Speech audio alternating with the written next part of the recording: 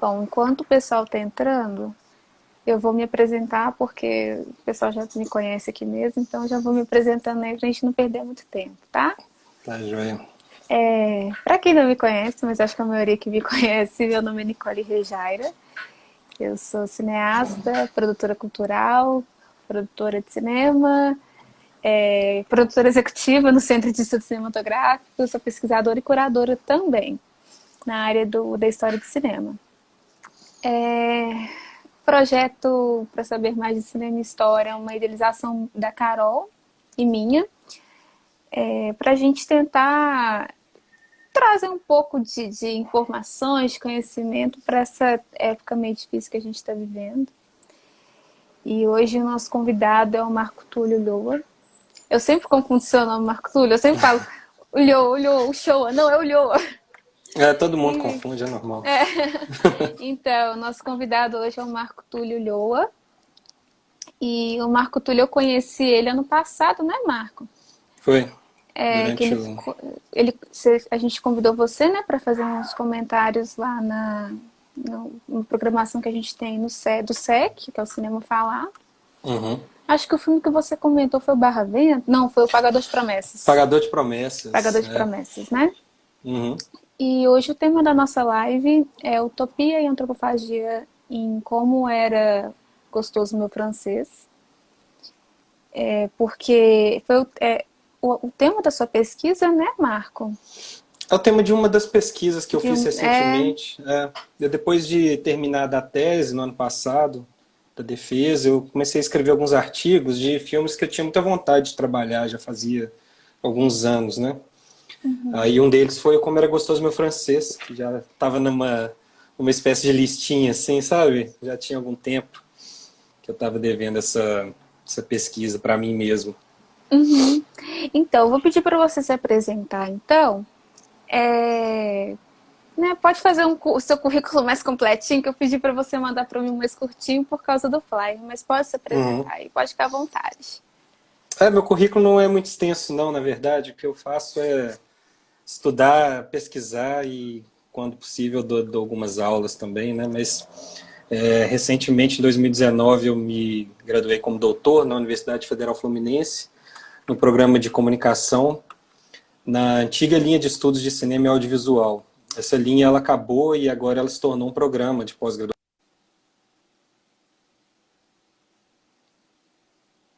A conexão tá um pouquinho ruim, Marco. Não sei se é a sua ou é a minha, acho que é a sua.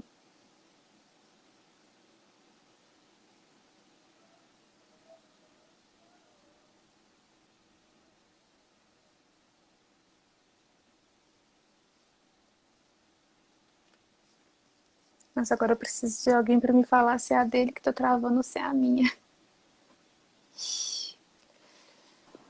Deu Voltei? uma travada, travou. Já, mas você voltou já. Foi o seu que travou ou foi o meu? É, me tentaram me ligar aqui. Ah, tá.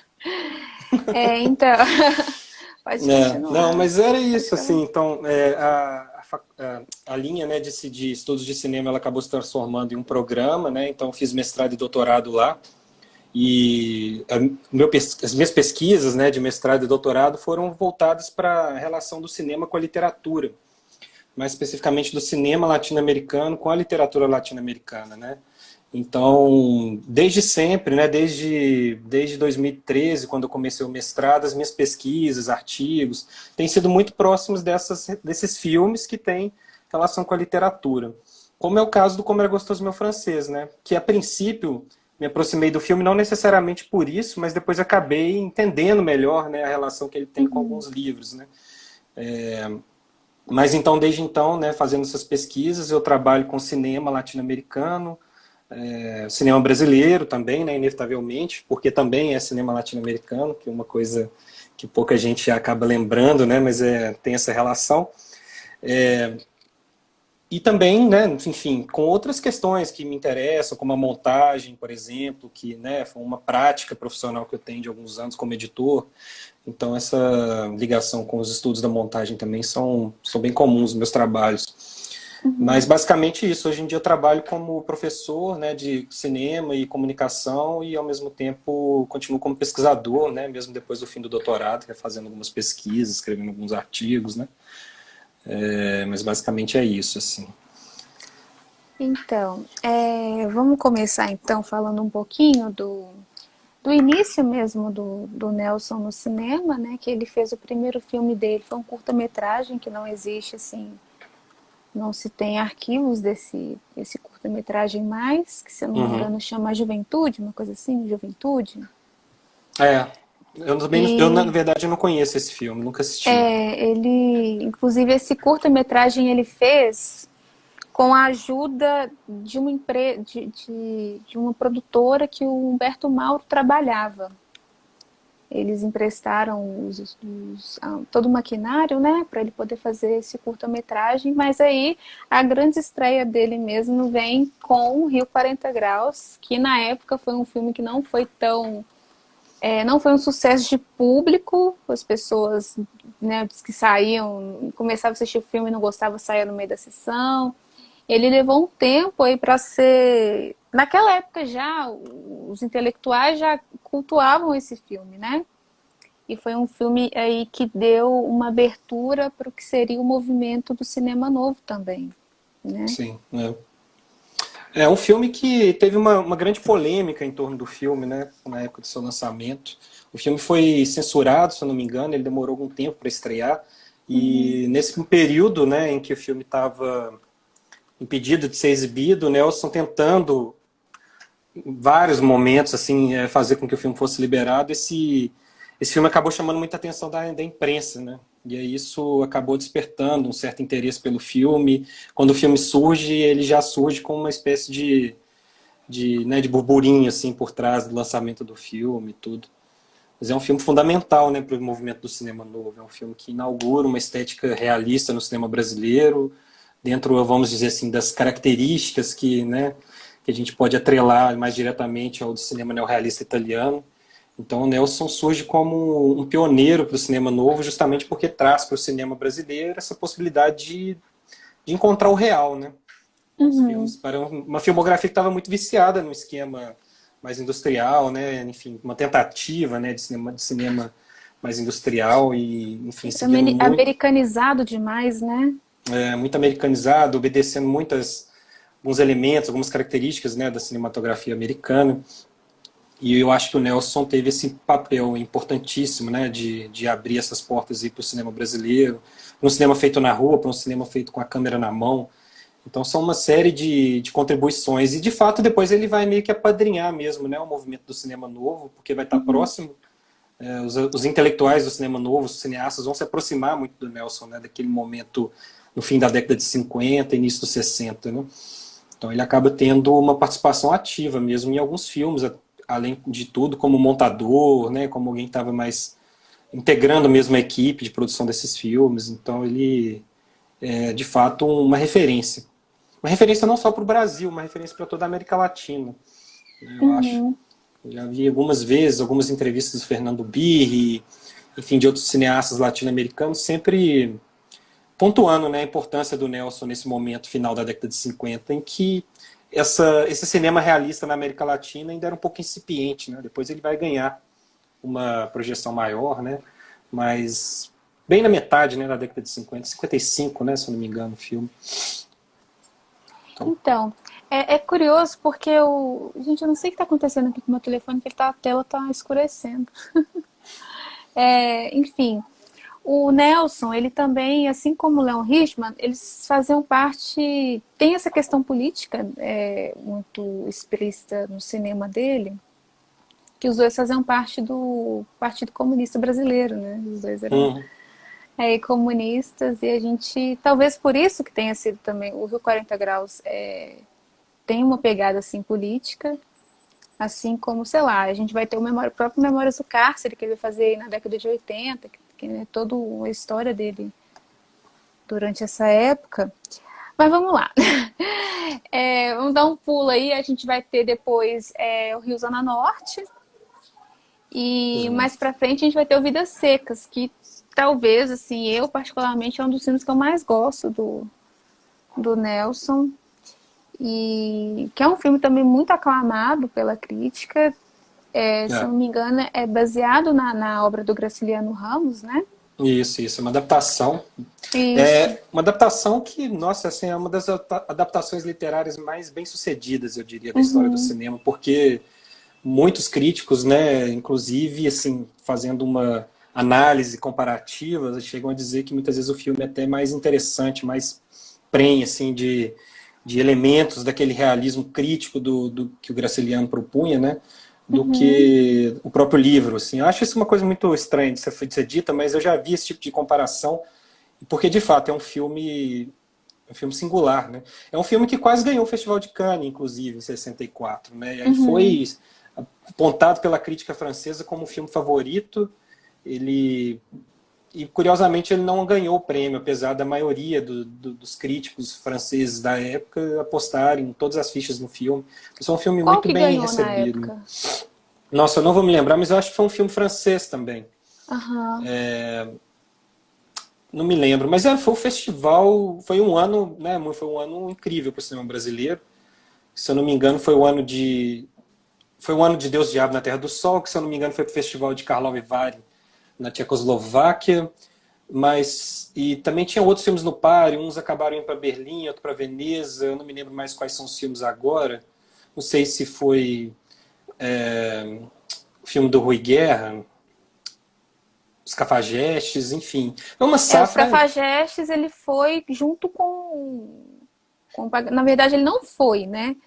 Para o Festival de Cannes. Ele ficou aquele par a par com o Pagador de Promessas, que ganhou em 63. Então foi no ano anterior, né? Eu sei Isso. que em 64 também teve isso, teve uma divisão, né, de quem ia para Berlim, quem ia Sim. para Karlovy Vary, quem ia para Cannes. Acabou que o Nelson foi para Cannes, né? A Vidas Secas foi para Cannes, ele foi muito bem recebido pela Uhum. crítica francesa. Mas foi um ano incrível, assim, né? Porque qualquer filme que tivesse ido brasileiro naquele ano, acho que teria sido muito bem recebido. Inclusive Deus e o Diabo na Terra do Sol, né? Sim. Que é uma obra-prima também. E filmes que dialogam muito, né? Que acabaram conformando aí essa trilogia do Sol, né? Lembrei aqui agora, outro filme foi Os Fuzis, né? Do Rui Guerra. Ah, sim, é É. verdade. Os fuzis. O Então, Pedro até havia comentado isso na live que nós fizemos. então foi um ano de, enfim, pelo menos três das grandes obras-primas do cinema novo brasileiro, né? Uma coisa impressionante, né? Essa safra. Isso. Mas então, aí a gente indo mais pra frente, agora, bem mais pra frente, Vai de pulos, a dando gente, pulos. a gente vai ter o Fome de Amor também, que é um filme que eu gosto bastante. E no início da década de 70 nós vamos ter o Como Era Gostoso o Meu Francês. É. Esse filme, eu vou contar um pouco da minha história com ele, porque eu comecei a graduação de História e eu não conhecia assim muito a obra do Nelson, conheci os mais famosos mesmo, né? Vidas Secas, 40 Graus. Mas aí eu me interessei por esse filme porque a minha professora na época falou que era uma visão muito interessante que ele trazia, historicamente falando, né? Uhum. Dos registros aí do Hans Staden sobre a época que ele ficou na tribo e, enfim, o filme já começa ali com uma forma, uma linguagem muito curiosa, porque ele tem esse conflito entre o voice office, que é né, a narração, e o que realmente está acontecendo. Então a gente já vê ali, epa, os portugueses estavam meio que os europeus, né? Porque o Hans ele era alemão. Uhum. Eles estavam meio que ali manipulando até as informações que eles registravam, né? Então a gente É. tem ali ele falando uma coisa, né, como se fosse o diário dele falando uma coisa, o que estava acontecendo era uma coisa um bocado diferente. É. E, enfim, e outra curiosidade desse filme, que é uma coisa que eu vou querer te perguntar, porque isso eu não cheguei a pesquisar sobre, ele é falado em três línguas, né? A gente tem o português mesmo, português brasileiro, a gente tem o francês e a gente tem o tupi-guarani. Que Uhum. inclusive os diálogos em tupi, quem escreveu foi o Humberto Mauro. Foi. É. Então vamos lá. Humberto Mauro, ele era um estudioso da língua tupi-guarani, né? E aí, nessa vontade de fazer esse filme, o Nelson chegou até o Humberto Mauro e ele acabou fazendo os diálogos. Acho que, se eu não me engano, é o primeiro filme falado em língua indígena no Brasil. Não tenho certeza dessa informação, Não, mas acho eu que é o acho. primeiro mesmo. Acho que não tem. É, né? Anterior a ele não tem. É, então, assim, é um filme que, curiosamente, ele ainda mantém, né? E aí, enfim, eu queria chegar nisso depois, mas, assim, eu acho que ele mantém alguma coisa de realismo, né, do Nelson. Claro, Uhum. típica, né, do Nelson, que é essa vontade de uma certa, né, um certo vínculo com o real, né? E aí ele aposta muito, acredito, na transposição das características da tribo para a cenografia do filme e também nessa questão da língua. Mas antes disso, né, só pontuando, esse filme ele tem um lance muito interessante que tem a ver com o que a gente estava falando, que é a história da filmografia do Nelson, Uhum. que é o fato de que o Nelson ele realiza seus primeiros filmes, né, o Rio 40 Graus, Rio Zona Norte, depois ele faz o Mandacaru Vermelho, Boca de Ouro, e em 63, quando ele realiza o Vidas Secas, ele, durante a filmagem do Vidas Secas, ele já começa a pensar, vamos dizer assim, no que ele vai fazer posteriormente, dentro de uma chave que está seguindo ali, vamos dizer, dentro de uma chave autoral, né, que o Nelson conseguiu manter até certo ponto ali da filmografia dele. E o Nelson, ele foi um dos responsáveis, né, pela criação do curso de cinema da UF. Então, Uhum. ele, durante esse período, se eu não me engano, em 64, eu acho, quando o curso surge, mais ou menos nessa época, eu também não sei a data exata, o Nelson ele atravessava lá para Niterói todo dia, ia do Rio para Niterói, e nessas travessias ele começou a imaginar como que seria território, a Baía de Guanabara na época da dominação francesa, né, na metade do século XVI. Daí ele começa a pensar num roteiro para um filme que ele gostaria de chegar nessa temática, de abordar ali o histórico da colonização, pensando num próximo filme após Vidas Secas, né?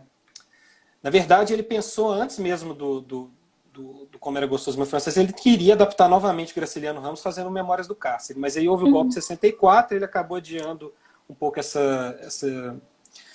desejo de realizar uma nova adaptação do Graciliano em função da questão política mesmo, né? Uhum. E aí, simultaneamente também a isso, pensando já num roteiro que seria em volta desse imaginário, dessa vontade que ele tinha de retratar o histórico da colonização francesa na Baía de Guanabara. E aí surge a ideia de fazer Como Era Gostoso Meu Francês mais ou menos 10 anos antes dele, de fato, realizar o filme. Nesse entretempo, né, entre 64 e 71, quando o filme é lançado, ele vai realizar o Fome de Amor, É o Justiceiro. São filmes que ele meio, depois de um certo tempo, ele meio que relegou esses filmes, assim, ele não dava muito crédito para esses filmes, porque ele não considerava esses filmes parte desse anseio autoral dele, né, como um Uhum. realizador que escrevia o roteiro, pensava todo o processo. Eram filmes mais ou menos de encomenda, baseado em obras literárias, que também não eram um forte, né, da relação que o Nelson tinha com a literatura. Ele tinha uma relação muito próxima com os grandes nomes da literatura brasileira, né, com nomes mais ou menos também vinculados aí ao regionalismo, enfim. Então ele acabou fazendo Fome de Amor e Ao Justiceiro, que são filmes um pouco estranhos, eu acho, até, dentro da filmografia Dentro da dele. filmografia dele, sim. Apesar de eu achar muito bacana. O Justiceiro eu adoro, eu acho que é um filme irônico. Eu não, só que assim, a gente vê que não tem tanto aquela. Realmente a pegada que ele costumava colocar nos filmes mais autorais. Isso aí é fato, né? É, E é uma coisa que vai se repetir um pouco até na filmografia dele, assim. Ele vai ter essa coisa de altos e baixos, os filmes que realmente parece que tem a assinatura do Nelson e os filmes que já são um pouco distantes daquilo que ele costumava propor. com certeza. Isso é muito curioso. E ontem eu revi o Fome de Amor, um pouco dentro dessa chave, assim, de uma certa curiosidade, de analisar um momento mais próximo ali da realização do Como Era Gostoso Meu Francês, que eu também ontem parei um pouco para assistir. Uhum. Tem um dado momento, inclusive, no filme, que o personagem do Aduino Colassan, ele fala com a garota, assim, ele fala, tem um amigo meu que quer fazer um filme aqui nesse lugar para falar como que os índios viviam aqui no século XVI. Já, sabe, fazendo uma referência a essa vontade do Nelson de fazer Sim. Como Era Gostoso Meu Francês. E então, bem, aí a gente está falando de 68, né? O filme de 68, Fome de Amor, e aí só em 71 ele vai fazer Como Era Gostoso Meu Francês. Uhum. Ideia que ele já tinha há mais tempo, mas que ele chegou a concretizar depois de um processo muito longo de escrita desse roteiro, a partir de certas pesquisas. E a base fundamental para esse roteiro dele é o relato do Hans Staden, né? É o livro do Hans Staden, um livro composto por duas partes. E também o livro do Jean Léry, que é outra narrativa fundamental, que é o Viagens à Terra do Brasil, também do mesmo período, que é Jean Léry foi também, esteve no Brasil no mesmo momento que o Hans Staden, mas como integrante da comitiva do Ville Gagnon, que veio para a França Antártica, né, que era como era conhecido o território da Baía da Guanabara, enquanto ocupado pelos franceses. Então, o filme é uma espécie de síntese dessas duas narrativas. Quando eu comecei a fazer essa pesquisa, eu pensei muito nisso, assim, no que, como já é de costume, no meu caso, pensar adaptações da literatura para o cinema, eu queria pensar o que tinha ali de elementos desse filme, do Nelson, que eram provindos, assim, da narrativa do Hans Staden, outros do Jean Léry, e também de outros registros históricos, né, como do André TV, do Padre Anchieta, enfim, ele fez um compilado ali de narrativas, né, desses cronistas das Índias ali do começo do século XVI, da metade do século XVI, para produzir esse filme. Mas o que No próprio predomina... filme aparece várias vezes, né, os letreiros falando, são, escritos, né, de várias pessoas que estavam ali naquele momento. sim, Estavam aqui, né, no nosso território naquele momento, no século XVI. no século XVI. E aí o curioso é isso, ele vai, sobretudo, adaptar a história do Hans Staden, que é uma história de um náufrago que vai ser capturado pelos índios Tupinambá, e daí ele vai passar mais ou menos 8 meses, né, vivendo com os índios na tribo, sob a promessa de ser devorado como inimigo. Então ele vive uma tensão, e eu também, né, retornei ao livro do Hans Staden semana passada para ler, para captar de novo esses detalhes, né, para a gente falar sobre, assim. E o mais curioso é que o filme do Nelson se diferencia muito dessas narrativas. E aí é o ponto central do que eu quis analisar nesse texto, que era o que difere o filme do Nelson dessas narrativas, né? O filme do Nelson, ele vai, de certa forma, subverter um pouco a lógica do relato dos livros, né? Do Hans Staden, do Jean Léry e de outras referências que ele tem para fazer esse filme. Um pouco dentro dessa centralidade, assim, de uma perspectiva cristã, né, que se mantém nesses livros, que se mantém nessas narrativas, sobre a imagem dos índios, né, sobre a imagem dos índios tupinambás e, sobretudo, sobre a ideia da antropofagia como um todo.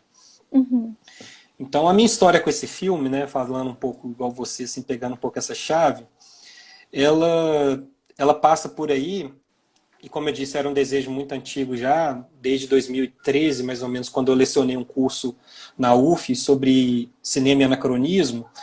Eu usava esse filme como uma referência, né, como um exemplo, um pouco para apontar essa ideia de como pensar essa transposição de um contexto histórico para uma narrativa do cinema moderno, né, que tinha muito mais a ver, na verdade, com uma perspectiva dos índios tupinambás, da antropofagia, enfim, de todas essas questões que estão relacionadas aí com o tema.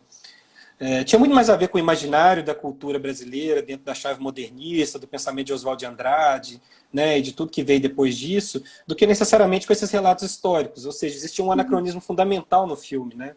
Assim, algo que se distanciava do relato histórico necessariamente para poder criar uma outra visão da história. E o filme é muito isso, né? Como você falou, ele começa de um relato, que é uma carta do Jean Léry, se eu não me engano, Sim. Que ele traduz coloca no filme como se fosse um off de uma rádio, né, fazendo uma interpretação meio noticiosa, extremamente irônica, em que o que a gente vê na tela e o que a gente observa no off, né, no texto que está sendo narrado, são coisas diferentes. Então já tem uma certa ironia nisso aí, né, muito grande. E o mais interessante é pensar que é uma forma de ressignificar essa matéria histórica que são esses textos, né? Então a presença dessas narrativas no filme do Nelson, elas são totalmente subvertidas, elas são tiradas desse ponto vamos dizer assim, central, né, desse eixo assim da narrativa, da estrutura narrativa dessas histórias para ser pensada de uma outra maneira.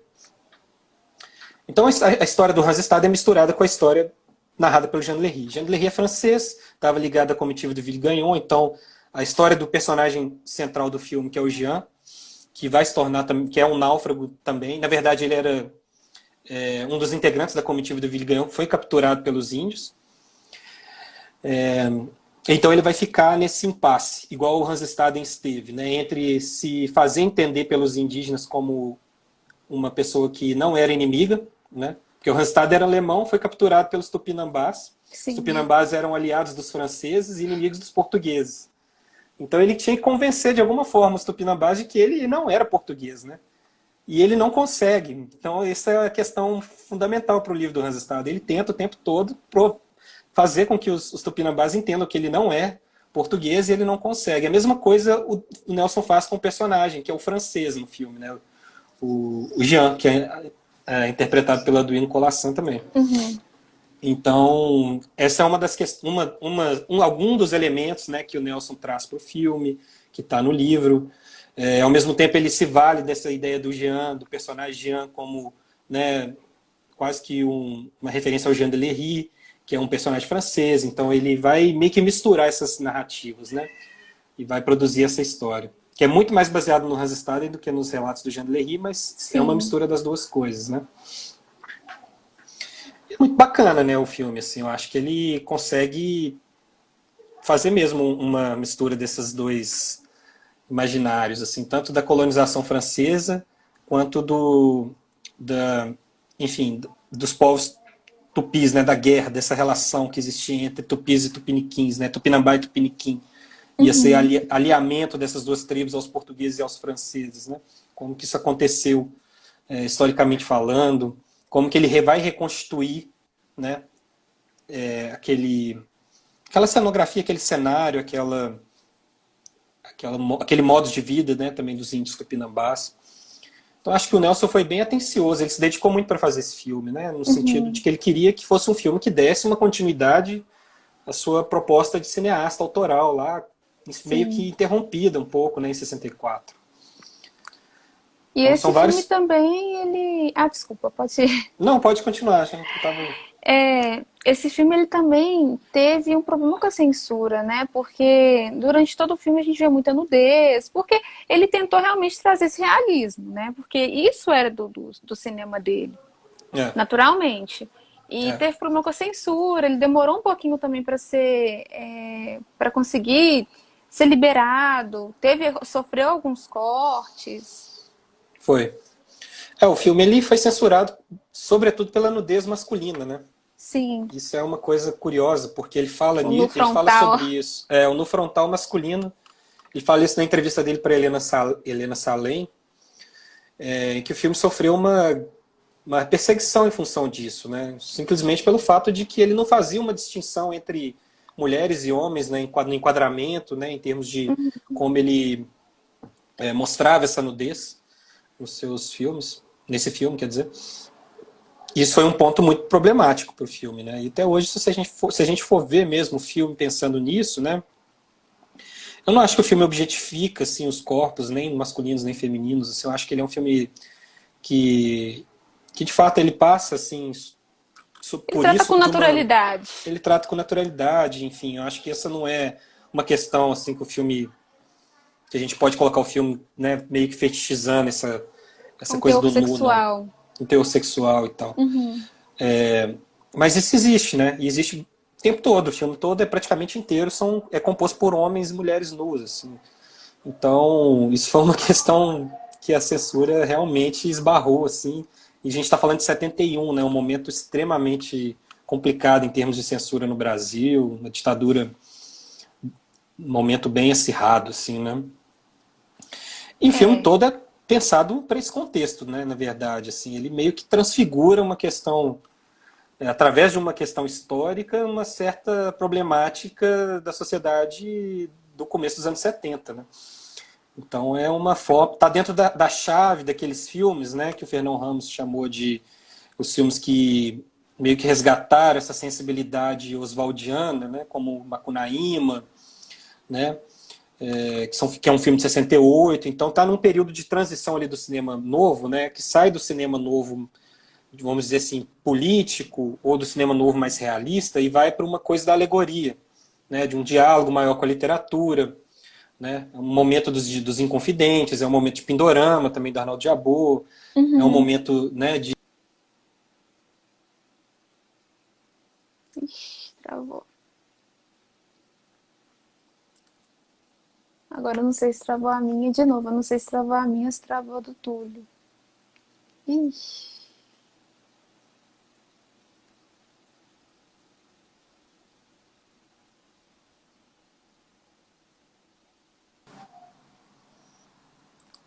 Aí voltou. Voltei? Voltamos. Deixa Então, eu só colocar meu telefone para carregar aqui, Marcos. Só um tá, pode... minutinho. 2 segundos.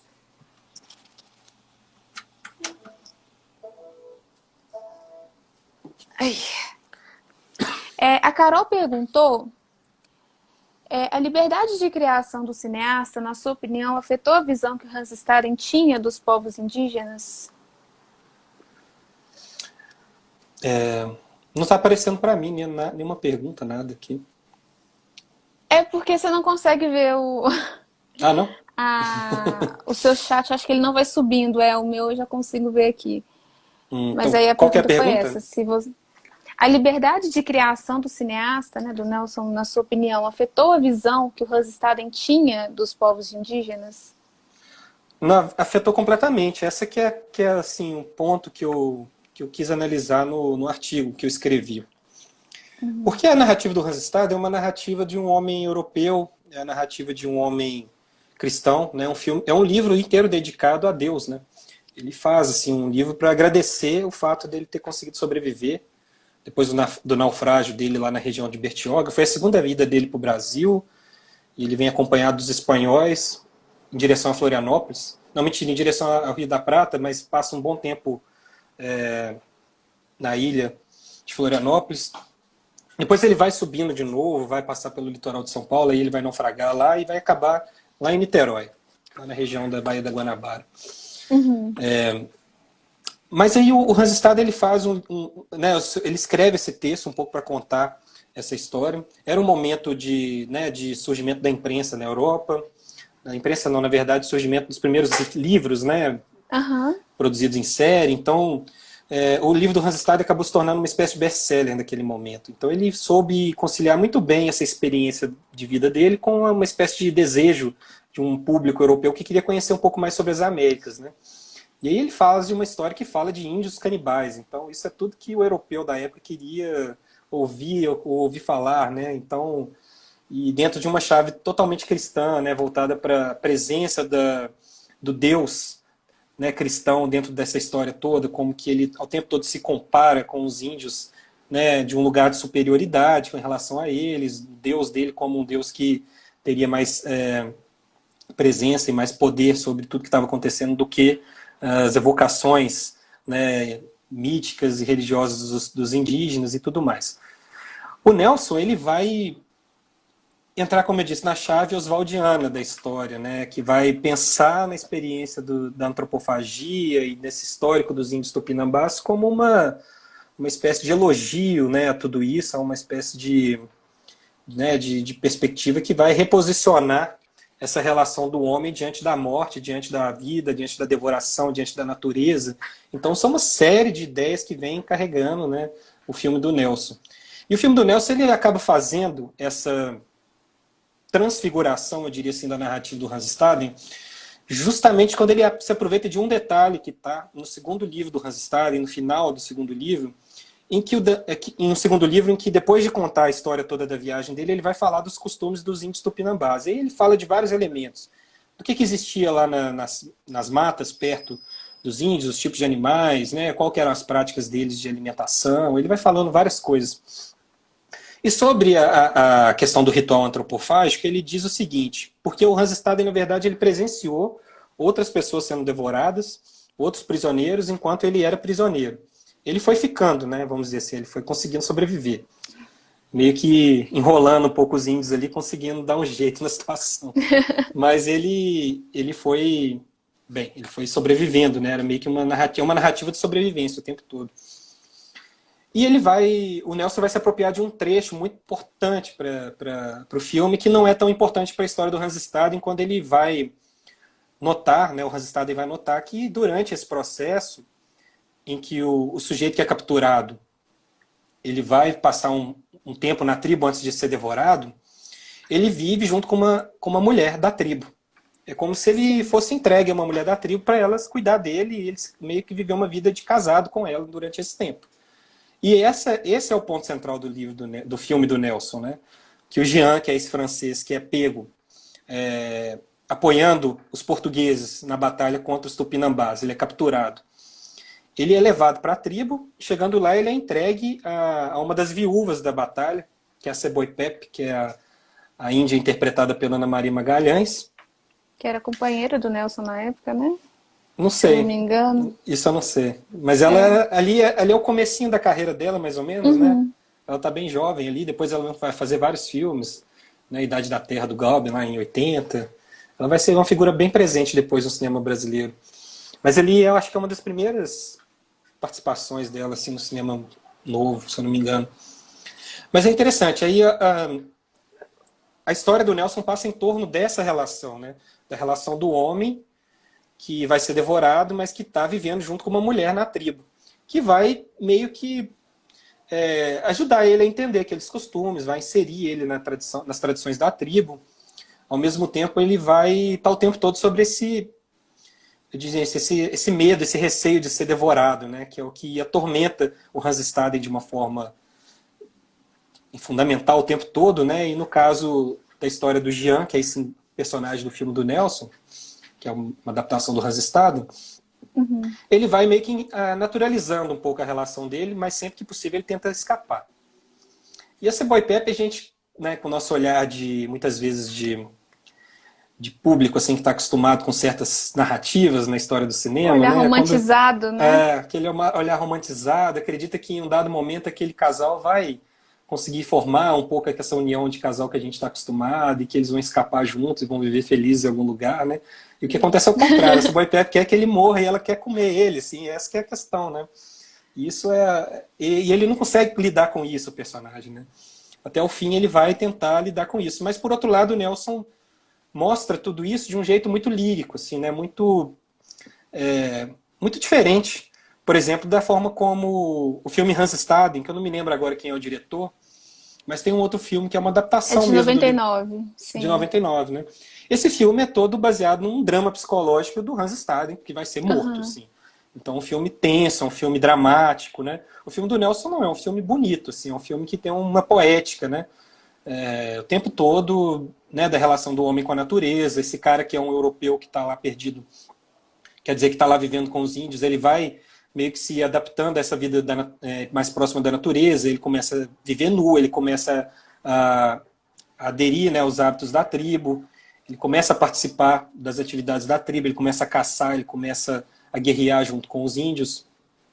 Então é outra forma, né, de entender a relação que o sujeito vai estabelecer com a vida na comunidade indígena, né?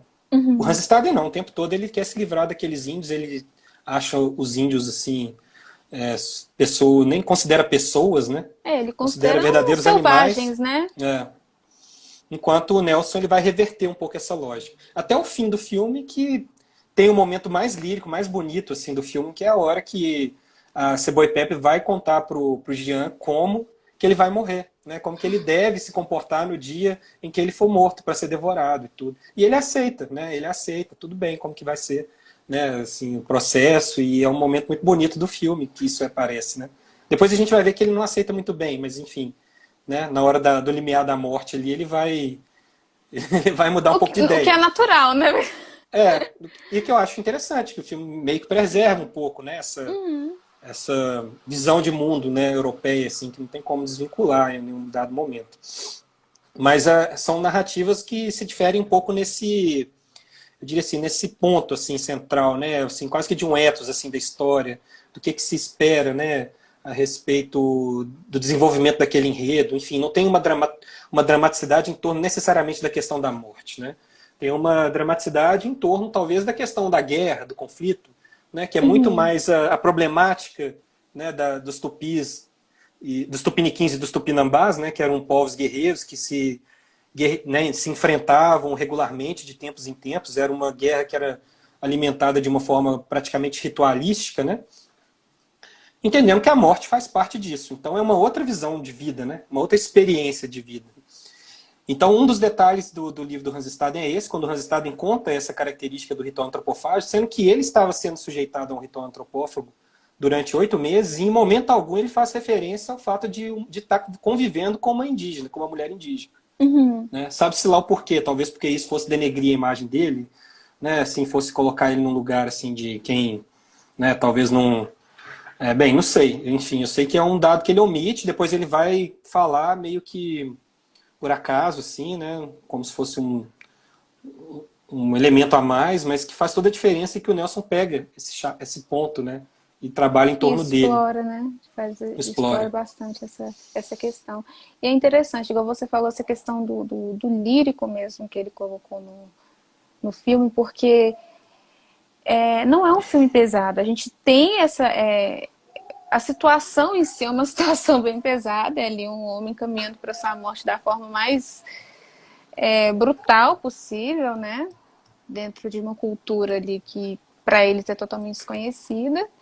E se for fazer a comparação com esse filme de 99, que eu cheguei a assistir também, é muito diferente, né? A gente consegue lidar de uma forma bem melhor, assim, é menos... Talvez por isso que existiu essa romantização da relação dele com a Índia, porque não era... Você via que não tinha um peso dentro daquela relação, né? Não existia essa pressão, essa questão da morte rondando o tempo inteiro tão explicitamente. É. Eu me lembro de assistir esse filme, que se eu não me engano chama Hans Staden, eu não me lembro o Chama Hans diretor. Staden, É. é Eu vi há Luiz... Ah, muitos esqueci o anos. nome. É.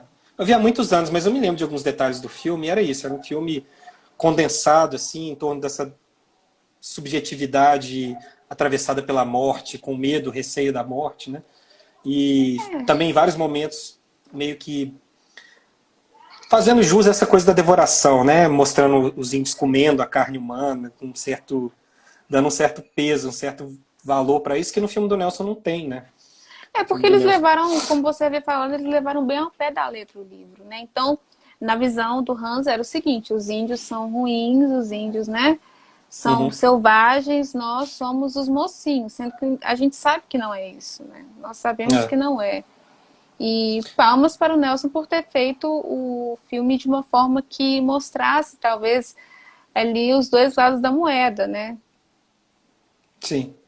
É um filme que, como eu disse, né? Acho que ele está totalmente atravessado pelo olhar oswaldiano para a história, para, enfim, para a questão da antropofagia, a ideia de utopia que existe por trás de tudo isso, né? Eu, eu também agora, assim, recentemente fiz um breve retorno, né, um texto do Oswald de Andrade, que é A Crise da Filosofia Messiânica, em que ele vai colocar justamente essa disposição do homem para a morte, né, que o ritual antropofágico transformaria em uma outra relação, né? Esse olhar do homem cristão, que vive diante do tempo, diante da história, sob a chave de uma perspectiva messianista, né, de que o tempo vai acabar, de que a história vai se findar em algum dado momento, e que vai haver um processo de redenção, pro Oswald, e tudo isso vai ser transformado. Acho que é um pouco um olhar do Oswald na época, como um olhar crítico não só ao existencialismo, predominante na filosofia europeia daquele momento, mas sobretudo também meio que retocando um pouco as teses de história do Walter Benjamin, que era totalmente atravessado por um olhar messianista e tal. Então, é um texto de 1950, né? Então o Oswald ele vai propor essa transformação de totem em tabu dentro de uma chave de assimilação cultural, né, que está implícita na ideia de antropofagia como metáfora, né, de uma poética da arte brasileira, vamos dizer assim, né. E mais do que isso, né, eu acho que o Oswald está colocando ali essa questão forte também do matriarcado, porque ele vai dizer, né, que a cultura messiânica é a cultura patriarcal e a cultura antropófaga é a cultura matriarcal. Matriarcal. E a questão da Seboitep no filme é isso, é uma exposição de um olhar do matriarcado, né, como que o matriarcado absorve, como que ele devora o patriarcado nesse sentido, assim. E é, claro, a influência das teses do Bachofen muito forte na tese do Oswald. Então, o Uhum. Nelson está dialogando com isso, né? O Nelson está dialogando com essa tradição cultural que ali naquele momento, 71, está também em diálogo com o tropicalismo, está em diálogo com uma série de filmes que está sendo produzido naquele momento. Inclusive, o Pedro falou muito sobre isso, né, na live A dele, né, live dele. que eu consegui ver só alguns trechos, mas assim, brilhantemente, né, porque a pesquisa do Pedro é muito massa, assim, ele está muito focado nesse ponto, assim, nesse dado histórico, né, desse momento entre 66 e 72, do diálogo do cinema novo e do cinema marginal com o tropicalismo, né, Uhum. principalmente o Leon Risman e outros diretores. Mas, enfim, o Nelson está aí nesse lugar, né, sem falar de, né, sem esquecer que essa é a fase de um certo exílio do Nelson, que ele vai para Paraty, junto com Sim. uma boa galera ali, né? O Luiz Carlos Lacerda, o Luiz Carlos Ripper, né? O de Belushi, vai ter uma galera ali com ele ali em Paraty durante, se eu não me engano, 4 anos. Eles vão fazer 3 filmes na sequência, né? Uhum. 70, se eu não me engano, é o Asilo Muito Louco. Isso. 71, Como Era Gostoso Meu Francês. E 72, Quem é Beta. Quem... Todos os 3 filmes completamente assim improvisados, um pouco pautados por roteiro, né? Muito baseados assim em termos de improvisação, de uma estética carnavalesca, de um uso da alegoria, né, para contar aquelas histórias, enfim. Eu até acho que o Como Era Gostoso Meu Francês é um filme mais organizado, sabe? Ele tem uma estrutura muito bem organizada assim, em termos de roteiro, né? Mas Se comparado ele com os outros, se né? comparado com os outros. Mas é um filme dentro desse laboratório, né? Que foi Paraty Uhum. para o Nelson Pereira dos Santos nesse momento, que é um momento de desbunde do Nelson, sim. É uma coisa muito louca. O Nelson é o tempo todo colocado, né, na história do cinema brasileiro como um cara que é vamos dizer assim, a coluna vertebral do cinema novo, né? A base Sim. racional de todo mundo, assim. E ele também tem um momento dele de experimentação, né? Que vem junto com o Câncer do Glauber, de 67, o cinema Uhum. marginal, e todo um processo ali que vai durar ali um bom tempo, de filmes totalmente improvisados, filmes experimentais, vamos dizer assim, né? Que escapam muito dessas convenções do cinema clássico, né? Então acho muito importante pensar nesse contexto do filme, né? Contexto de diálogo intenso com a cultura brasileira, com a tradição da cultura brasileira, mantendo a relação do Nelson com os grandes temas nacionais, com a literatura, mas também um momento de virada, assim, um pouco na estética dos filmes, né? No modo de se narrar, de construir personagens, né? Tem a Uhum. ver com essa transformação do cinema novo brasileiro na virada dos 60 para 70. Se ajustando também à realidade política, né? Já que a gente não pode fazer filmes mais, vamos dizer assim, como Terra em Transe, né? Vida Provisória, Desafio, filmes que são politicamente demarcados, assim, com um pé mais fincado na realidade, né? Ainda que Terra em Transe nem seja tanto, mas aí a gente vai partir para alegoria, assim, vai partir para outra forma de colocar nossas questões, né? E é curioso porque esse filme é de 71. Em 72, o Joaquim Pedro faz Os Inconfidentes, né? 72? Eu acho que sim. 72. Acho que sim, não tenho certeza. E é de uma forma também vista, é uma, digamos assim, uma reorganização da história, né? Porque nós vamos ter ali uma forma diferente do que sempre foi contado da história dos Inconfidentes, né? Tanto também foi um filme censurado e aí ele teve que tomar várias medidas para ele, né, não ser censurado. Inclusive a música Aquarela do Brasil, do Tom Jobim, tá no filme justamente para tirar um pouco dessa, vamos dizer assim, para colocar, não, é um filme super que, né, tá, um filme nacionalista, não tem nada de errado com o filme e tal, e aí o filme foi liberado. Mas a gente vê essa releitura, né, talvez com um olhar mais real, não um olhar unilateral, né, da coisa. Porque a gente tem, como você havia falado, a gente tem aí o Hans Staden falando mostrando os índios de uma forma totalmente canibal, totalmente cruel, né? Eles são selvagens, eles são ruins, nós europeus somos os bonzinhos e tudo mais, nós estamos aqui, a exploração é uma coisa muito boa e tudo mais. E o Nelson já coloca de uma forma totalmente diferente do que está no livro, né? Usando como base o livro, claro, mas de forma com que, talvez o que eu esteja falando seja um pouco confuso, não sei, mas igual você falou, mostrando de uma forma lírica e mostrando o lado dos índios também, né? É, E explorando essa relação dele com a Seboipep e tudo mais.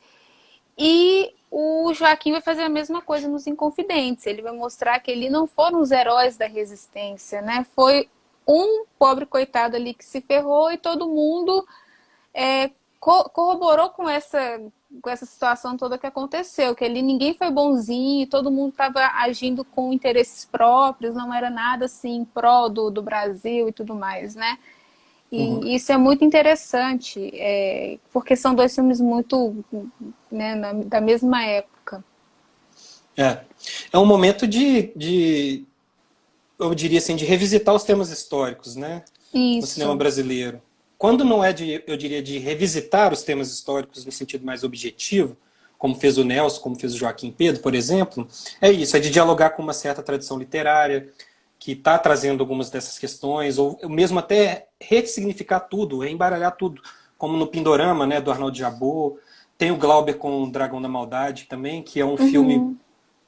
que está dentro da chave ainda interpretativa do Glauber, de um certo contexto sertanejo, da luta do cangaço e tudo mais, mas já é uma recriação né, de tudo aquilo, né? É um momento que, para mim, particularmente, é muito importante, no sentido até das minhas pesquisas em torno da questão do anacronismo e do cinema, porque eu acho Uhum. que é um momento em que a matéria histórica ela é tratada de uma forma muito mais livre, né? E reprojetada. Os elementos históricos são ressituados dentro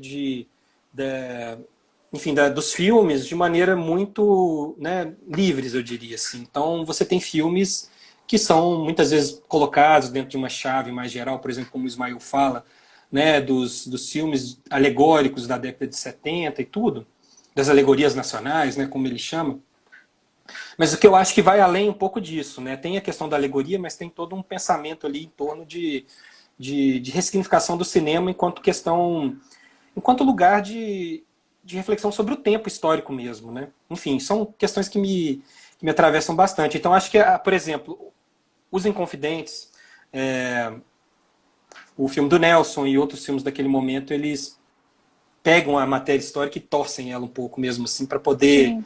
criar alguma coisa nova, né?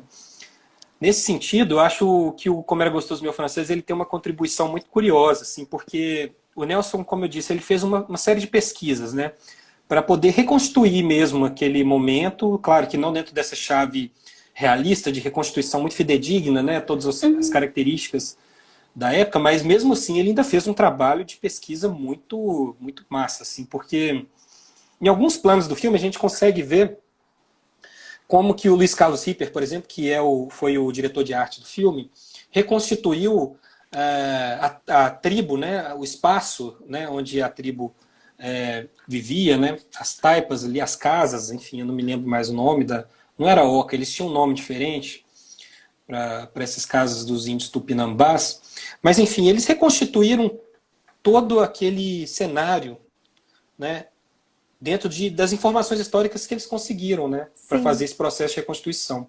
sim. Então, por exemplo, para o trabalho que eu escrevi, o mais importante não foi nem tanto o livro do Hans Staden, foi um trabalho em torno das gravuras do Theodore de Brie, que é um gravurista, né, um artista belga, que viveu nesse mesmo período, meados do século XVI na Europa, e ele não veio às Américas, mas ele foi um ilustrador dos relatos, tanto do Hans Staden como do Bartolomeu de la Barca, do Jean Uhum. Lery. Ele fez algumas gravuras ilustrativas, né, para poder compor essas publicações que estavam aparecendo na Europa nesse momento. E a partir de todas as descrições, todos os relatos, né, do Hans Staden, ele vai pegando esses detalhes e vai esculpindo as suas gravuras, pensando ali, eu diria, né, como que era, né, a partir de todas as descrições que ele tinha em torno da fisionomia mesmo dos indígenas, né, dos adereços e tudo mais. Então são essas gravuras que estão presentes, por exemplo, no começo do filme. Quando os créditos ainda estão aparecendo, vão aparecendo na tela vários momentos, vários trechinhos dessas gravuras. Sim. Vários fragmentos, na verdade, dessas gravuras. Então essas gravuras foram uma espécie de matriz figurativa para a reconstituição que o Luiz Carlos Ripa e o Nelson Pereira fizeram para esse filme. E nesse aspecto é muito bacana, se a gente para analisar o tamanho, né, da cenografia produzida para o filme, de todo o detalhe, assim, a forma como o filme obedece mesmo, em alguns momentos, ele recria mesmo em alguns momentos essas gravuras do Debris na própria imagem, né, reconstituindo assim a fisionomia dos índios, né, a caracterização, até mesmo o gesto, né, a gesticulação, as etapas desse processo de chegada do prisioneiro, como que ele é recebido pelas mulheres da tribo, depois como que o ritual antropofágico acontece. São gravuras muito comuns, a gente encontra elas aí facilmente na internet, em qualquer lugar, são, acho que talvez as únicas ilustrações dos índios tupinambás que já foram feitas, assim. Então elas acabaram ficando muito conhecidas. E eu parti muito da análise dessas gravuras para a reconstituição que o Nelson fez. Então, nesse aspecto, existe também uma tentativa, vamos dizer assim, de descentralização dessa subjetividade europeia que está presente nas gravuras do Debris, né, que é um protestante, é belga, é protestante, inclusive é exilado, né, por ter se tornado protestante nos Países Baixos da época. Na verdade, ele vai fugir da Inquisição. E o Debris se torna o maior gravurista, o maior ilustrador. Ele também se torna um cara muito conhecido na época, né, pelo trabalho que ele realiza sobre as viagens desses, né, sobre os relatos desses viajantes. E o Nelson vai pegar essas imagens, no entanto que elas estão presentes no filme, e vai trabalhar na reconstituição dos personagens, na reconstituição das características dos índios e também dos rituais, a partir dessas gravuras. Mas sempre também, como eu disse, né, descentralizando um pouco, porque as gravuras são muito baseadas numa espécie de tradição pictórica renascentista, assim, em que o Hans Staden, por exemplo, sempre está no centro das imagens, em torno dele sempre tem uma série de acontecimentos, mas o Hans Staden se projeta como uma verdadeira ponto assim, de centralidade assim, dentro das gravuras. Ele sempre está ocupando o lugar principal da imagem e sempre dentro de uma gesticulação, dentro de uma característica que é muito mais da representação sacra cristã do que necessariamente, né, seria, vamos dizer assim, das etapas da história que o Hans Staden narrava. Sempre tem uma simbologia ali por trás daquela reconstituição que tem a ver com essas questões culturais, né? E os índios ali retratados com... Né?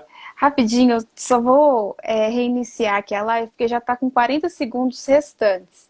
Eu vou pedir a Carol, porque a Carol fez uma pergunta aqui. Carol, guarda a sua pergunta, que eu vou reiniciar a live aqui, só para a gente não perder, senão a gente perde o fio da meada todo. Só um minutinho, tá? Tá, joia, beleza. Mas aí vocês voltam de novo, tá, gente? Só um minuto. Eu estava falando da influência do Debris, Theodore Debris, né? Que Isso, né?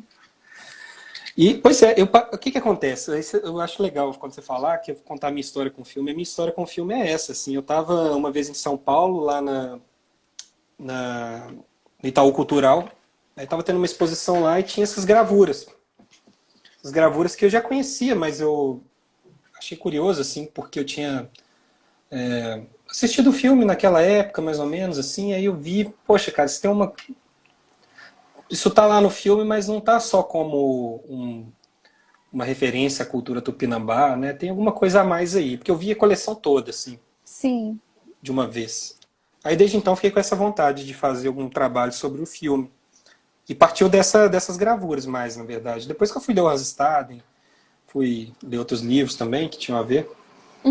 E como que o filme ele dialoga diretamente com essas gravuras. Eu acho que o trabalho de reconstituição mostra justamente como que esse filme, dentro desses filmes da fase de Paraty do Nelson, foi um filme mais bem pensado, com mais, né, mais bem feito, mais bem produzido, eu diria assim, né? E o fato de estar em Paraty também facilitou muito, né, para poder fazer Facilitou muito. para poder gravar o filme, né?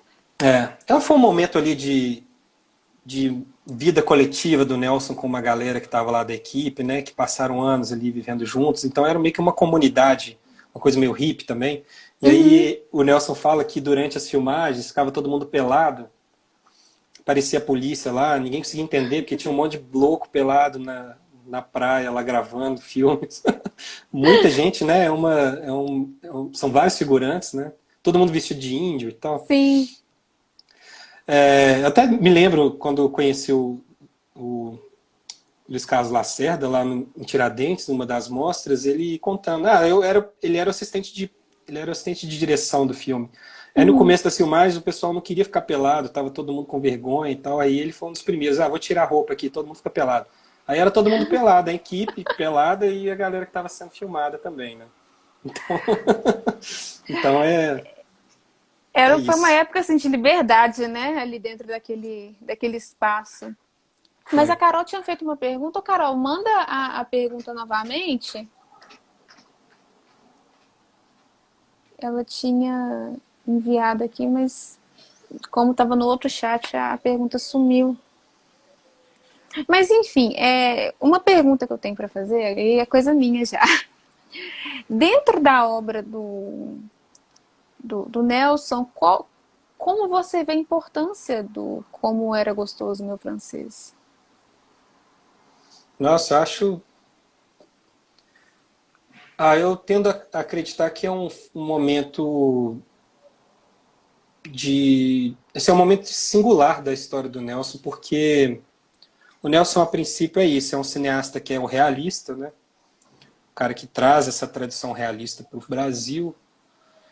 Vidas Secas é um filme incrível, assim, né? Eu acho que é uma das coisas mais incríveis que eu já vi em termos de cinema na minha vida, assim, porque é um filme de Uhum. um realismo, né? De uma secura, assim, de uma tradução do que se pensa quando a gente pensa em termos de realismo, pensando um pouco nessa escola francesa do realismo, né, que é um realismo, acho que ainda muito mais austero e espinhoso assim do que o realismo italiano. Acho que o Nelson está aí nesse filme mais próximo disso, ao mesmo tempo que está próximo da cultura brasileira, né, de um modo muito forte. Depois o Nelson, como eu disse, ele vai ter um momento um pouco estranho, né, um pouco fora da curva dele, que são esses filmes, É o Justiceiro, Fome de Amor, e o Como Era Gostoso Meu Francês é um filme que mostra uma outra face do Nelson, que é essa face de um cineasta mais aberto ao acaso, né? Uhum. Menos formal, assim, menos formalista, eu diria, Menos preso, né? menos preso, mais livre.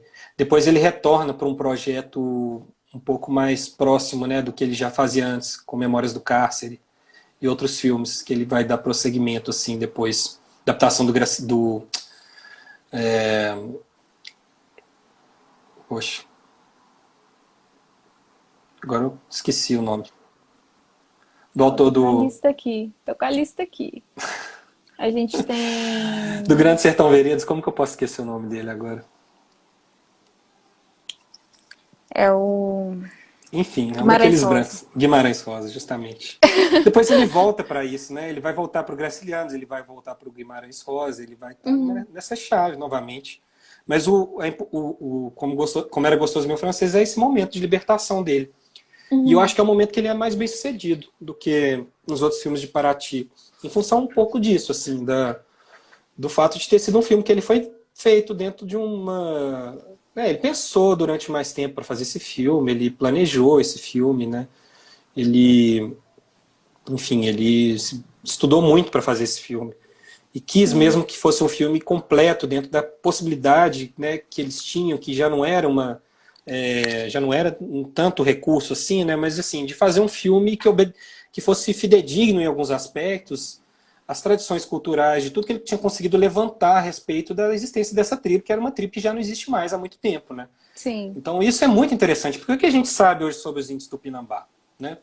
Sobre os Tupiniquins, sobre os Carijós, sobre os Goitacás, esses índios que compunham ali toda aquela região do litoral que ia do norte de São Paulo até o Espírito Santo, assim, que eram tribos que conviviam em regime de conflito constante, né, perene, assim, que era meio que o modo de vida deles, né, eles se baseavam todo em torno disso, assim.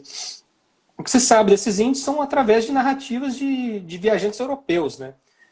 Então, quando eu vejo, por exemplo, trabalhos, né, como o trabalhos do Viveiros de Castro, né, em que ele vai falar dessa metafísica canibal, em que ele vai falar do perspectivismo ameríndio dentro dessa chave, de tudo que foi pensado a partir dessa cosmologia, dessa noção, né, de vida tupinambá, por exemplo, me parece ser muito mais uma especulação filosófica, né, dentro do conceitualismo de um antropólogo do que necessariamente dos documentos históricos, vamos dizer assim, né? Eu não posso falar, eu não me proponho a dizer isso, mas existem pesquisadores que questionam, inclusive, a ideia de se ter sido, de fato, ter sido praticado antropofagia no Brasil nesse período, né? Sim. Em períodos anteriores, na verdade, né, durante todo o momento em que existiram essas tribos. Eu não vou entrar nessa discussão porque eu não analisei isso a fundo. O que a gente normalmente já parte do ponto de vista de que, né, esses índios eram praticantes da antropofagia e dentro de regimes diferentes, né, de formas de conviver de formas diferentes com esse ritual, né, com essa questão, né. Mas o curioso é que isso alimentou a cultura brasileira, né? Então, os filmes iguais aos filmes do Nelson, ele não tem uma preocupação histórica, né? No sentido assim, ele não consegue reconstituir a fundo esse modo de vida tupinambá, mas ele parte do que ele tem como ponto de partida e, ao mesmo tempo, não está dentro de uma chave de interpretação realista das coisas, né? Como eu disse, é um texto que inaugura o filme dentro de uma locução muito mais parecida com uma rádio, com um noticiário de rádio do que necessariamente com uma coisa que fosse ter eu diria assim, uma relação mais fidedigna com a história, né? Enfim, ele Sim. vai também depois reconstituir todo aquele vestuário, esses figurinos de época também, muito mais dentro de uma perspectiva estética do tropicalismo do que necessariamente de uma questão de ser mais fidedigno ao período, né? Então é uma outra forma de lidar com a história. Então acho que o Nelson é muito bem sucedido nesse sentido, assim, nesse filme. Apesar de ter algumas questões que já me foram colocadas, assim, que eu acho que são super coerentes também, né? Uhum. Como, enfim, quando eu exibi esse filme em sala de aula, na UF, uma vez um aluno falou, poxa, mas tem essa coisa do red face no filme, né? Porque é isso mesmo, né? São pessoas brancas pintadas de índios, né? Que era o que eles tinham como fazer na época, talvez, não sei, ou talvez poderiam ter tido essa preocupação. Bem, é uma questão que pode ser pensada a partir do filme, né? Eu acho que assim, a gente precisa também saber discernir momentos, né? A gente hoje vive um momento totalmente diferente que a gente tem noção, a gente tem um entendimento maior sobre essas questões, né? Uhum. Sobre questão de raça, questão de, né? Tudo. Hoje em dia nós somos mais entendidos. Naquela época, início da década de 70, a gente vivia um momento totalmente diferente. Então, acho que tudo bem, precisa ser questionado, mas eu não acho que deva ser apedrejado, talvez, né? Eu acho que tem a ver com um período histórico, né? Assim, com a possibilidade Sim, produtiva da época, né? Apesar de não. que eu sempre. Aí nesse caso, eu achei a crítica muito válida e eu acho que tem Não, procedência. claro. E porque, principalmente se a gente pensa em algumas experiências do cinema, né, que tiveram essa preocupação e tudo, né, os filmes do Herzog na Amazônia e tudo mais. Uhum. Mas, mas enfim, é uma. Sim, Não precisa, deixa, não. É igual como eu falei, né? Precisa ser questionado. né. Mas é um filme que acerta muito nesse sentido. Eu acho que o descompromisso do filme com a história é o que faz ele ser um filme historicamente interessante, no meu ponto de vista, sabe? Uhum. Não sei se sou eu com essas loucuras minhas assim, mas eu acho que vai por aí. Porque é mais uma forma de repensar esse imaginário, que é um imaginário. Eu também não estou aqui querendo. Não parece que eu estou falando mal da tese do Eduardo Vieira de Castro, querendo tirar. Né? Lógico que não, ele é um antropólogo. Mas eu digo assim que há toda uma questão que nos leva a esse mito da antropofagia, né, muito pela chave de uma certa mítica mesmo, né? E que tudo bem, né? Claro, porque não temos documentos históricos suficientes para poder decifrar esses processos, esses procedimentos, entendê-los, a não ser a partir de narrativas como essas, como Jean Léry, como Padre Anchieta, como, né, Hans Staden, que são narrativas eurocêntricas, né? Exatamente. Inevitavelmente. Então fica. Os índios não. conseguir escrever a própria história, né?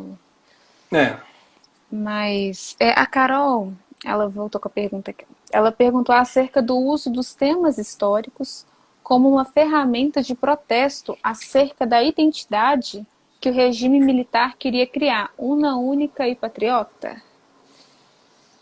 esse é um dos pontos, né, que vai conectar uma filmografia de quase uma década, né, que é do final da década de 60 até o final da década de 70, como filmografias, não só no Brasil, mas em toda a América Latina, de um extremo caráter crítico, sem necessariamente ter uma estética combativa, eu diria assim, em termos de uma propagandística, né, que existem alguns movimentos de cinema na época, que existem alguns filmes, né, inclusive, né, esse é um tema muito caro assim, para a gente pensar a diferença, por exemplo, da experiência do cinema brasileiro em termos, né, de uma perspectiva ideológica no final da década de 60 em relação a outras filmografias de outros países latino-americanos.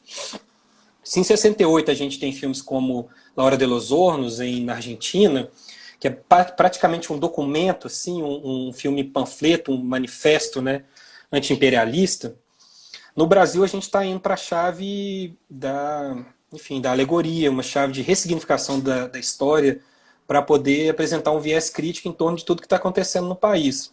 Eu acho que isso acontece, claro, dentro de uma chave, de uma influência muito grande do tropicalismo, inevitavelmente, né? Acho que Gil, Caetano, toda essa geração, Hélio Sica, eles conseguiram, de fato, ressituar alguma coisa ali na história do cinema brasileiro, que foi a base de onde surge esse movimento tropicalista, né? A influência do cinema no olhar desses músicos, né? Compositores e artistas plásticos. Mas aí, a partir daí, acaba acontecendo uma inversão, quase, né? Assim, a Tropicália, esse movimento, ele vai influenciar diretamente o que é feito em cinema após 68, 69. E uma das possibilidades de se falar sobre cultura, sobre política, né, dentro de um sistema autoritário, de um regime autoritário, é a partir desse resgate de uma certa simbologia nacional, colocando o que há de mais autêntico e crítico, vamos dizer assim, da cultura brasileira, que é basicamente resgatando alguns mitos, algumas ideias, né, como eu disse, as concepções de Oswald de Andrade, toda essa mitologia tupinambá, essa questão antropofágica, muito menos dentro de uma chave nacionalista, como alguns críticos, né, da literatura muitas vezes querem colocar o pensamento oswaldiano, mas eu acredito que muito ao contrário disso, na verdade. E também não só de uma poética de assimilação, não, mas de uma poética de ressignificação mesmo, assim, de deslocamento de perspectivas, né? O perspectivismo, né, ameríndio que o Viveiros fala, para o Oswald estava colocada nesse aspecto, né, de se transformar no outro, né? Ele usa a simbologia indígena um pouco nesse sentido, né, essa mítica indígena de outrar-se, né, de se colocar no lugar de outro, de ressituar mesmo, né? Assim, então, eu acho que esse viés filosófico que está colocado para essa geração, para esse tipo de cinema, né, para esse locus assim, cultural do cinema brasileiro, não é pouca coisa não, sabe? É muita coisa. É uma questão filosófica mais profunda que o cinema brasileiro abraça de uma maneira muito específica, muito peculiar, e que tem um caráter crítico extremo, assim, apesar de que dentro de uma roupagem de filmes que não são assimilados pela grande maioria das pessoas. Então isso também é um outro ponto, né? Então acho que existe uma tentativa de diálogo. Ao mesmo tempo, essa tentativa de diálogo ela não consegue ser muito bem sucedida em relação, né, ao grande público, mas ela não deixa de ser extremamente crítica com um certo olhar de Brasil que existia para esses militares, né? Então, filmes como Macunaíma, filmes como Era Gostoso Meu Francês, eles estão justamente combatendo o patriarcado, combatendo, né, ironizando, vamos dizer assim, todo esse modo de vida ocidental, civilizatório, né? Esse projeto de civilização que tentava se implementar no Brasil a partir de uma ética do trabalho, do compromisso com, né, com a nação, com tudo, na verdade era o oposto, né? Era colocar aqueles personagens ociosos, né? Extremamente, enfim, canibalescos, assim, né? Para habitar esse lugar do imaginário social, né? Era uma anti-formação da sociedade brasileira nesse sentido, era Sim. uma deseducação, né? Que esses personagens deviam promover, né? o Macunaíma e, enfim, os personagens do Nelson também. Macunaíma é curioso porque eu, pelo menos a primeira vez que eu assisti, eu era muito, muito nova. Então eu não tinha ainda esse entendimento que eu tenho hoje do cinema brasileiro, de, né, de você conseguir juntar essas informações e, pô, estava acontecendo isso nesse momento, né? Por isso que, né, foi tudo construído de tal forma. Então eu achei ele um filme totalmente louco. Eu falei, gente, esse filme é muito maluco. E depois, né, comecei a estudar cinema, comecei a estudar história. Então, assim, aí a gente vai entendendo os caminhos ali que fizeram o, os diretores, os produtores criarem, né, essas obras. Macunaíma ele é baseado na obra do Mário de Andrade, Mário de Andrade? né? Ele também é baseado, né? Então, assim, são filmes que eu acho são obras-primas mesmo do cinema brasileiro. São os clássicos que a gente tem que falar. É um momento de diálogo com a literatura, sobretudo. O Nelson Pereira e o Joaquim Pedro, eles já são cineastas que estão ligados à literatura de um modo mais, né, mais fundamental, assim. Desde o Uhum. início da obra deles, a literatura brasileira é importantíssima. Até em filmes do Nelson que a gente não imagina, né? Tipo isso, Fome de Amor, É o Justiceiro, são baseados em obras literárias. E Joaquim é a mesma coisa. Praticamente todos os filmes dele têm um pé na literatura, né?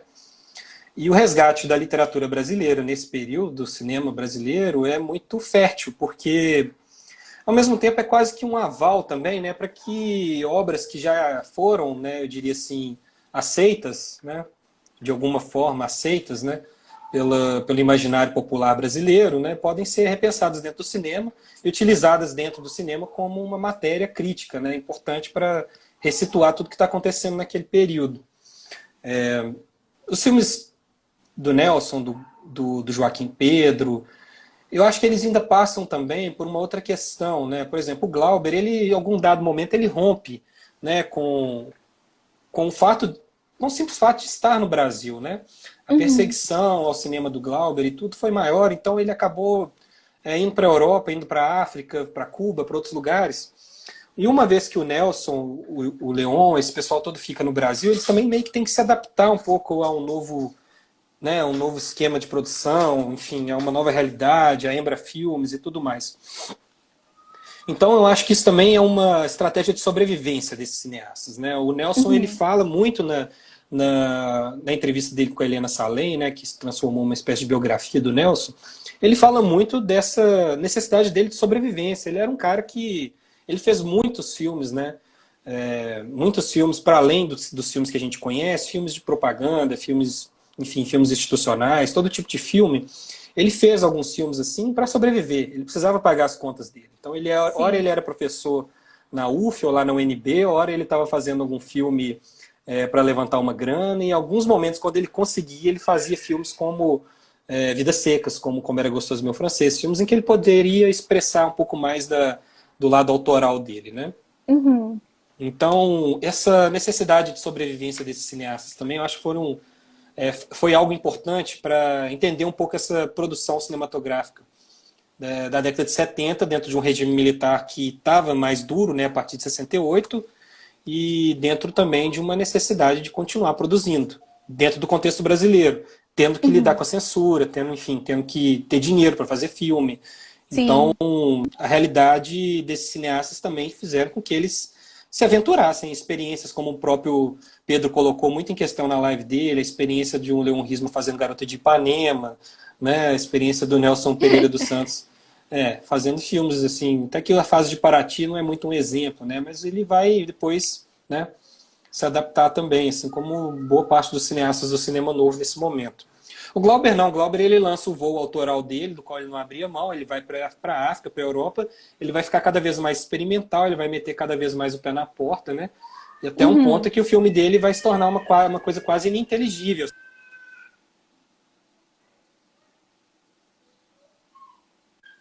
Glauberiana, assim, da aceitação do cinema dele na Europa, né? E no Brasil. Deu uma travada. O... seu vídeo. Você está conseguindo me ouvir, Túlio? Ixi, travou de novo. Acho que voltou agora. Voltou? Voltei. Voltou. Te ouvindo, só. Voltou. Você está me ouvindo? Uhum. Ah, então tá bom.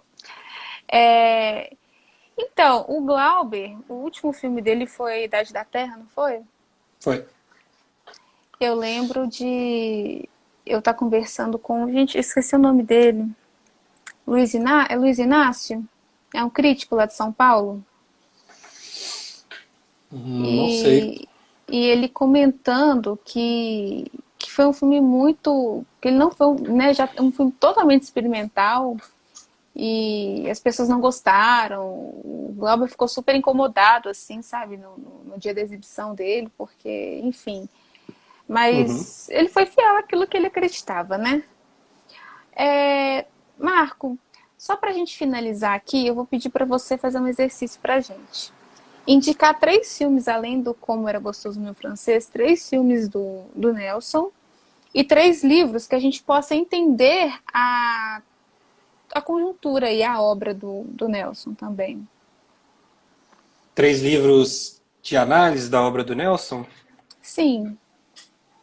E Ah, 3 filmes que você acha assim que são importantes para a gente entender melhor quem era o Nelson, Nelson. diretor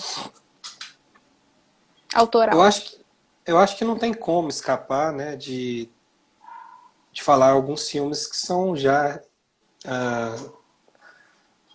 os principais filmes do Nelson, né? Se a gente for pensar numa tentativa de entender a história dele, né? Rio Uhum. 40 Graus é um filme fundamental para a história do cinema brasileiro.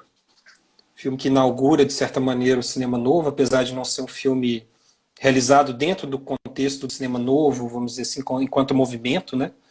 Mas é um filme de 1955, que tem uma linguagem que dialoga muito com os filmes italianos do final da década de 40, em que não só a linguagem do filme, mas a questão temática, a questão de uma apropriação, né, de uma estética realista, que no caso do cinema brasileiro vai retratar o contexto das favelas cariocas, né? Uhum. E, enfim, de uma transposição de alguns elementos de fato do cinema neorrealista italiano para o contexto do cinema brasileiro, mas claro, dentro Sim. de um outro modus, né, de pensar tudo isso, enfim, não se trata... Bem, o cinema neorrealista ele vai se esgotar no começo da década de 50, essa influência vai chegar na América Latina a partir desse momento, quando o cinema na Itália já está perdendo um pouco a força, na América Latina a coisa está só começando, mas o Nelson vai traduzir um pouco desses elementos do cinema neorrealista para o cinema brasileiro, e com isso vai ser uma novidade para o cinema brasileiro, né? O cinema que não estava acostumado a ver esse tipo de realidade social imprimida na tela, é um cinema Tava das habituada elites, das né? chanchadas, né? Da chanchada, da Vera Cruz, né? Cinema feito pela elite carioca paulistana. E aí o Nelson vem com Sim, uma outra proposta. Então é um filme que é importante não só para a história do Nelson, mas para a história do cinema brasileiro e da América Latina como um todo. com certeza. Depois, Vidas Secas, porque é um filme que é uma obra de arte irretocável. Assim. É um filme que quem gosta de cinema deveria assistir pelo simples fato de ser um dos filmes mais, para mim, um dos filmes mais importantes da história do cinema. Talvez um dos filmes Sim, mais belos e mais impactantes, mais fortes, né? Porque realmente ali o Nelson, ele meio que conseguiu chegar numa espécie de realismo fílmico dentro dos elementos que o cinema, né, que a linguagem cinematográfica nos oferece, um tratamento de som, de imagem, enfim, de mise-en-scène, de tudo isso, ele consegue de fato chegar numa depuração da linguagem realista e tudo isso dentro de um diálogo também novo com a cultura brasileira, dentro da cinematografia brasileira, né, de um diálogo com a literatura, principalmente, porque ele vai traduzir os elementos de um realismo crítico, né, do regionalismo da literatura de 30 para o cinema de uma forma belíssima, mostrando o que é, de fato, a linguagem cinematográfica, no meu ponto de vista, quando a gente pensa nesse nível de transposição, em que o que importa sim. é muito mais a duração, o que importa é o tempo, é o silêncio, é o som, são os ruídos, né? São as composições das imagens, enfim. São todos aqueles elementos que compõem a linguagem cinematográfica e que ele trabalha brilhantemente ao longo de todo o filme. Então é um filme que não tem como deixar de falar dele em função disso, né? Por ser uma coisa muito fora da curva, assim, Uhum. em termos de cinema, no modo geral, do meu ponto de vista, né? Sim. E por Mais um. fim, como a gente já falou como a gente já falou muito do Como Era Gostoso Meu Francês, eu acho eu acho interessante conhecer uma outra face do Nelson, sabe? Ver esses filmes assim que o Nelson é menos Nelson Pereira dos Santos, né? E é mais alguma outra coisa que ele mesmo não gostava muito, sabe? Mas que eu acho que é legal. Eu acho que o El Justiceiro é um filme que eu adoro, eu acho um filme irônico, é engraçadíssimo. Eu morri de rir a primeira vez que eu vi o filme, sabe? Então, é sério, eu acho que é um filme que tem que ser assistido por isso, assim, porque é uma coisa muito diferente. É um filme que você não entende, eu não entendo muito bem o barato daquele filme, é uma curtição, né? É um filme que é uma curtição, parece mais filme do cinema marginal do que qualquer outra coisa. Parece um filme dos Exatamente, eu acho ele Gazela, fantástico. parece um filme dos Gazela, assim, antes de existir filme dos Gazela, isso que é o mais louco, né?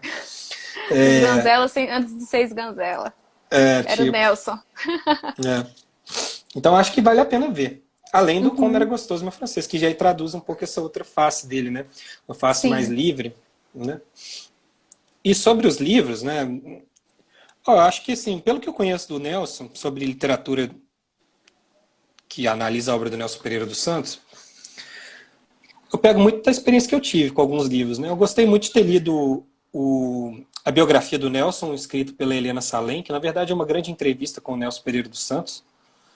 Então acho que vale a pena ser lida, porque ali tem várias informações sobre quem é o Nelson, né? Sobre a vida dele, né, a trajetória dele como cineasta, como homem, como pessoa, né? Então, acho que vale a pena ser lida. Deixa eu só confirmar aqui. Acho que não tem um título. Acho que é Nelson Pereira dos Santos mesmo, o título Uhum. do livro. Existe também um trabalho muito bacana da Maria Rosário Fabres, que é um livro que ela escreveu. Eu não sei se é a pesquisa dela de doutorado, o que é. Não tem essa informação aqui, mas é um livro em que ela se questiona sobre o fato do Nelson Pereira ser ou não um neorrealista, né? Acho que esse é até o título do livro, assim, Nelson Pereira, um neorrealista, uma interrogação, sabe? Então é um livro que vale a pena ser procurado para entender essa primeira fase do cinema do Nelson e todos esses questionamentos que surgem a partir do momento que a gente começa a falar que existe na América Latina, a partir do final das décadas de 50, um neorrealismo. Até questionei isso muito com o Pedro recentemente, conversando com ele, a gente troca muita ideia sobre alguns conceitos, algumas coisas que acabam atravessando a nossa pesquisa, assim. E uma delas, recentemente, eu lecionando um curso sobre cinema moderno na América Latina e alguns trabalhos que sempre apontam, acaba recaindo naquela ideia de um neorrealismo latino-americano.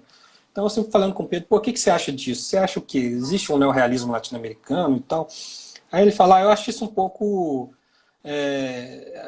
assim, um pouco anacrônico, né, no sentido mais pejorativo do termo, apesar de ser o meu termo favorito, né? No sentido pejorativo, no sentido de que ele fala, eu já havia esgotado, né, a ideia de um neorrealismo na Europa, por que a gente vai falar disso na América Latina, se faz sentido ou não e tal. Enfim, é uma questão. O livro dela trabalha nessa chave, né, o Nelson como um neorrealista, talvez, como um cara que mantém vivo, de alguma forma, uma herança do neorrealismo italiano no cinema latino-americano. Uhum. Né? Então acho que esse é um trabalho que vale a pena ser lido também para quem tem interesse em conhecer um pouco mais da obra do Nelson. E eu acho que um trabalho massa também sobre Nelson, que na verdade não é sobre o Nelson em si, mas que vale a pena ser observado, porque um dos capítulos é sobre Como Era Gostoso Meu Francês, que a Utopia do Cinema Brasileiro, da Lúcia Najib, né? Eu acho que é um livro que vale a pena ser lido também para complementar essa visão não só desse período mais específico da obra do Nelson, né, da década de 70, início da década de 70, quando ele lançou Como Era Gostoso Meu Francês, mas de Uhum. todo uma retomada, como eu disse, né, de uma poética cultural, enfim, que está lá no modernismo, né, da década de 20, e de um alinhamento dessa poética com a experiência tropicalista do final da década de 60, dentro do espaço do cinema brasileiro, das utopias, né, que são projetadas dentro do cinema brasileiro naquele momento. Então eu acho que nesse sentido, esse texto, né, esse trabalho da Lucina Gibe, ele abre mais a chave interpretativa do cinema do Nelson Pereira, principalmente nesse momento histórico, porque coloca o cinema dele em diálogo com outros filmes produzidos na época. E não deixa de ser também um texto que está em outro, que acaba estabelecendo um outro diálogo também interessante. Se me permite falar mais um rapidamente, Claro, que é as alegorias do subdesenvolvimento do Ismael Xavier, né, que acaba sendo um texto também importante para qualquer pesquisador de cinema no Brasil, sim. sobretudo de pessoas interessadas nesse período histórico, né? Então, gente, eu vou deixar tudo escrito na descrição, tanto do IG quanto do YouTube.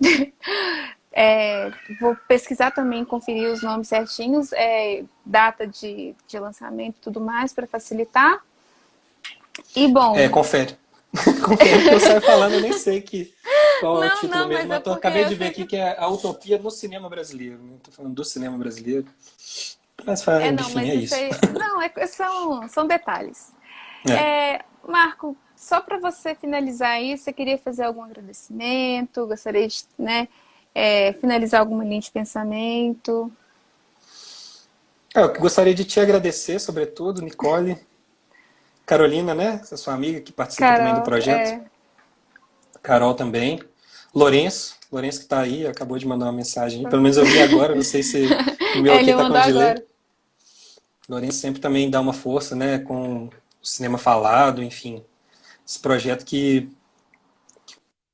continua aí forte, né? Espero depois da pandemia, porque é importante para a Estamos gente, né, em Belo Horizonte, aí. ter sim, ter um lugar, né, para debate, para discussão, cineclubismo, enfim, tudo isso que interessa muita gente, né? E para muitas pessoas também que não tem tanto contato com isso, mas que em um momento ou outro vai ao cinema por diversão e acaba se deparando com alguma análise, né, enfim, alguma explanação maior e mais interessante sobre filmes brasileiros ou não. Eu acho que assim, Nicole, sobre o que a gente conversou hoje, enfim, às vezes eu também acabo sendo um pouco confuso, eu falo muito e vou misturando algumas ideias, mas eu penso que o filme do Nelson não é um filme que poderemos dizer assim, que está livre de erros, né, que só parte de acertos e tudo mais. Eu acho que é uma experiência muito ambivalente, como os bons filmes são, né, que mostram possibilidades de se pensar não só sobre aquilo que o filme está mostrando, mas coisas que atravessam o filme, que ultrapassam o território do cinema, e, e que nesse sentido, né, abre as portas para a gente pensar na cultura brasileira de um modo mais amplo. Então, nesse aspecto, eu acho que o filme do Nelson ele é um dos exemplos mais bem sucedidos, nem tanto, eu diria, né, de uma reconstituição ali do processo histórico que a gente tanto conversou aqui hoje, né, da ocupação francesa na Baía da Guanabara, ou seja, também do ritual antropofágico praticado pelos tupinambás, a guerra com os tupiniquins, enfim, a releitura que ele faz da obra do Hans Staden, do Jean Delery, do André TV e todos esses outros viajantes, né, do começo do século do século XVI, enfim. Mas eu acho que o filme ele abre para a gente voltar o nosso olhar, né, de um modo ou de outro, dentro dos seus acertos ou não, né, para a cultura indígena, né, que eu acho que é um trabalho que já está sendo feito no cinema contemporâneo dentro de uma chave de Sim. militância, uma chave, né, muito importante, muito forte, muito necessária, principalmente desenvolvida pelo Vídeo nas Aldeias, com o Vicente Carelli, que eu acho que é um cara que assim, eu não me canso de elogiar o Vicente Carelli, porque eu acho que ele é uma das coisas mais importantes que está sendo feito de cinema no mundo atualmente. E não só ele, obviamente, né, mas todos os realizadores indígenas que ele oferece a oportunidade, né, ou de certa forma aprende muito com eles também, para a realização de filmes.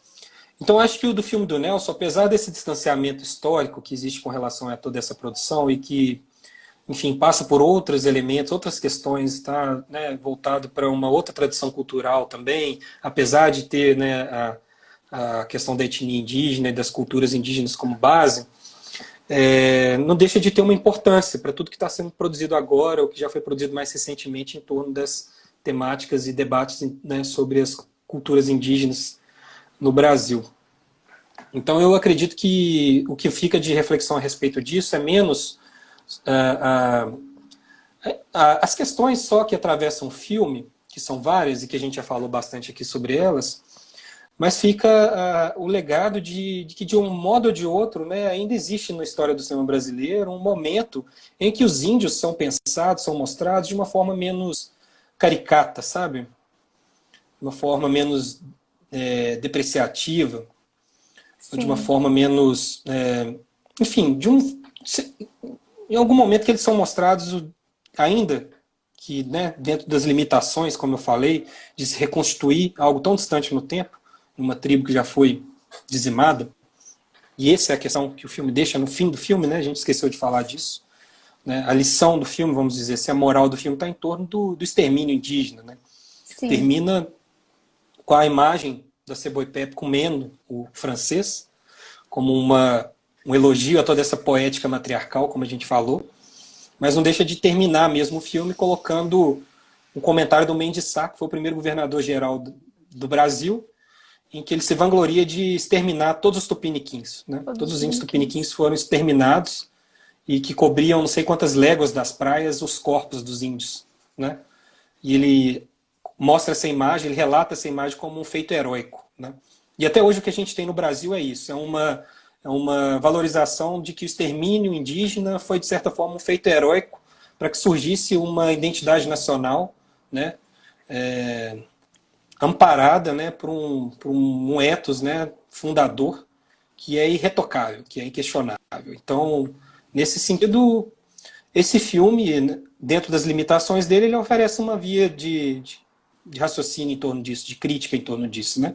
Sim. Para não falar das experiências mais recentes, que são muito mais contundentes também, né?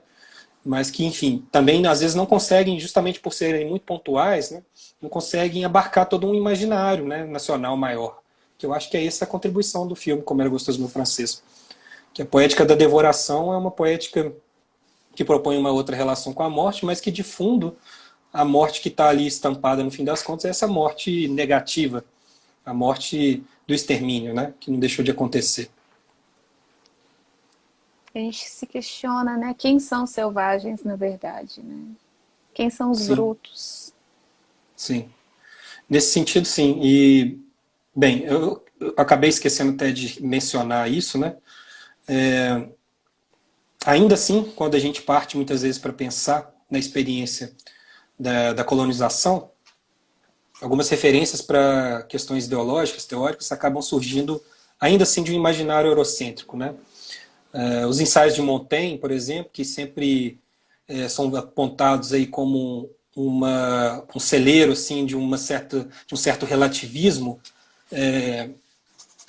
enfim, sociocultural, né, que nos liga ao nosso passado da colonização, foi produzido por um cara que nunca pisou no Brasil, nunca pisou na América, né, e que trabalhou dentro de uma especulação filosófica. Esses outros trabalhos também, como as gravuras do Debris, ou até mesmo, né, os relatos do Jean Léry, do Hans Staden, enfim, todos eles imprimem um pouco essa lógica, né, de quem observa essas sociedades como um sujeito olha para o objeto, né? São desumanizadas essas pessoas. Então, Sim. nesse aspecto, o que a gente precisa resgatar é um pouco, na verdade, é ouvir, né? Tentar encontrar, ainda que seja escasso, né? Um pensamento, uma reflexão indigenista, né? Indígena sobre tudo isso, né? Então, por isso, ainda assim, a gente continua carente disso, né? Ainda bem que existe um Ailton Krenak da vida aí, outros caras assim, né? Copenau, enfim, Sônia Guajajara, e essas pessoas que estão produzindo pensamento indígena, porque a gente não tem, né? tem pouco, né, na verdade, se comparado. É, mas esse pensamento final aqui me fez lembrar aquele filme que não tem nada a ver. Aliás, tem um pouco a ver, que é o Holocausto Canibal. Que já Eu nunca vi. é um filme é um filme trash, um filme pesadíssimo italiano, que eles descobrem, uma equipe vem fazer filmagens aqui na Amazônia e eles descobrem que eles estavam numa tribo canibal. Mas assim, na verdade, se você for ver, é a questão cultural, né, da tribo indígena, mas quem faz as sacanagens todas são os italianos que vieram sacanear aqui com o pessoal e tudo mais, e acaba que eles são mortos, né? São devorados pelos canibais, e eles encontram depois as fitas, né? As filmagens que eles fizeram, e aí eles se questionam justamente isso. Quem são os verdadeiros selvagens, né? Quem que são os É. cruéis dessa história, na verdade?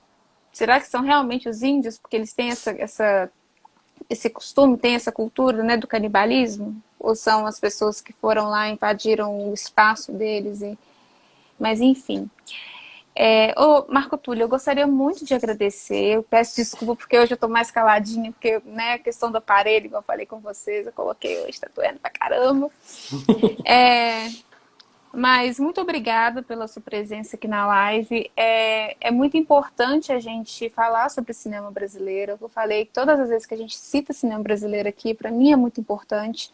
Até porque o trabalho que a gente tem no SEC hoje em dia está sendo voltado, o nosso projeto, que é o Cinema Falado, que está na ativa, né? Aliás, está pausado por um momento por causa da pandemia, mas enfim, é focado no cinema nacional, porque ainda existe um preconceito com o cinema brasileiro, ainda existe poucos estudos, se for relacionar, se for comparar com o cinema estrangeiro, né? Então é sempre bom a gente estar falando sobre esses filmes. É um filme que eu não tinha, nunca tinha estudado tanto. Eu assisti ele duas vezes, assisti ele uma vez e agora para poder falar um pouco na live. E foi muito interessante assim, essas pontuações que você colocou, porque para mim realmente uma novidade e acho que para a maioria das pessoas que, né, talvez todo mundo que assistiu. E agradecer mesmo a presença de todo mundo e a sua presença, viu, Marco? Foi muito legal os comentários que você fez quando você comentou para a gente lá no Pagador de Promessas. Muito bacana esse bate-papo que a gente teve aqui hoje. Espero que né, se repita aí novamente. Eu também, claro, quando sempre que possível, né, a gente conversar. Eu que agradeço, Nicole, eu agradeço. Vida longa para o SEC, que eu acho que, né, carrega uma história que mais pessoas deveriam conhecer, na verdade. Ano que Né? vem, 70 Importante. anos de SEC. Pois é, né? Muita gente que estuda cinema aí não conhece tanto a história do SEC, mas assim, vida longa para o SEC e que bom que existem essas iniciativas, pessoas iguais a você, Lourenço, Carol, que estão, o Vitor também, né? Pessoas que estão colocando essas coisas para acontecer aqui em Belo Horizonte. E é um prazer imenso falar, sempre que possível, quero estar presente, não só para falar, mas sobretudo para ouvir as pessoas, porque é muito bom, né, ouvir algumas pessoas falando sobre cinema. Pedro, algumas semanas atrás, eu fiquei impressionado, assim, pelo que a gente conversa, das pesquisas dele, e agora, né, tendo essas oportunidades, assim, de poder ouvir as pessoas, é muito bacana. Mas eu agradeço e todo mundo que está aí também, né, não consegui acompanhar muito, porque minha tela ficou meio travadona aqui, mas O deu para chat ver para uma você, coisinha acho ou que outra. ele fica meio travado mesmo. Para mim, ele já vem mais bonitinho. Mas Uhum. aí, enfim, agradecer a todo mundo novamente, né?